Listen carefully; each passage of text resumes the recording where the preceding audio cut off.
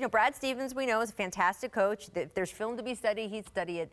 What do you think they should do and will do against LeBron James? Well, this is their best chance against LeBron. They are 1-8, 1-9 versus them in the last 2 seasons. So this is the best chance they have. Throw a lot of bodies at him.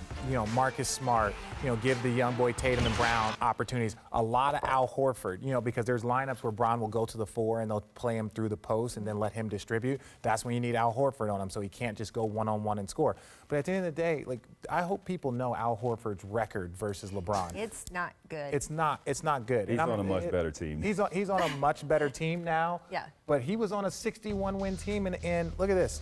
Come on now, right? And Al is an all-star. Al is a stud. He's been huge for Boston. I mean, he's the reason Boston. We talk about the young players, but they would not be in the conference finals without Al Horford. Look at their head-to-head. I think these guys, they really have to shrink the floor. And what I mean by that, they have to compact the paint and make Bron see bodies. He can't see a wide-open lane.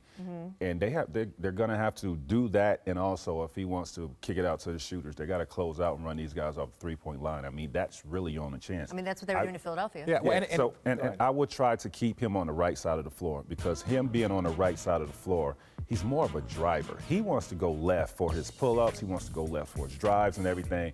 I would keep him on the right side of the floor because I don't think he's that good going right and pulling up for his jumpers. Yeah, well, and this is not about LeBron, which is so crazy. Let's give this example. In the first round, the secondary players struggled. Yes. Kevin Love struggled. J.R. Smith struggled. All these guys struggled. It goes to 7.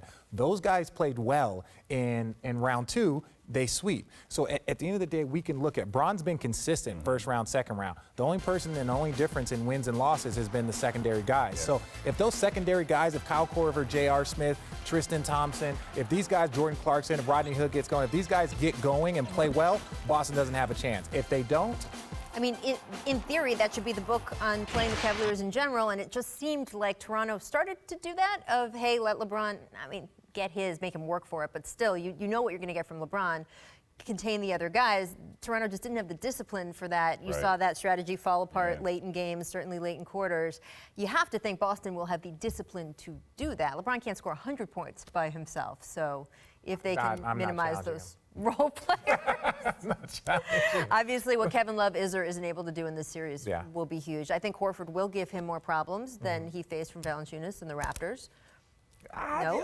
Kevin, if you go back and look at some of those Atlanta series, it's tough. Kevin has played well against Atlanta. He played well against Boston last year. Now, I know these are different teams and different matchups, but Kevin has not struggled against Al Horford. No, that's true. So, I think he does pose more problems than Valanciunas, but not many. I'm interested to see what Horford, Marcus Smart can do. And look, Boston has better defenders than they did last year, longer, rangier defenders than they did last year, which should make this a different conference finals. It's going to be good. Conference finals are going to be good this year.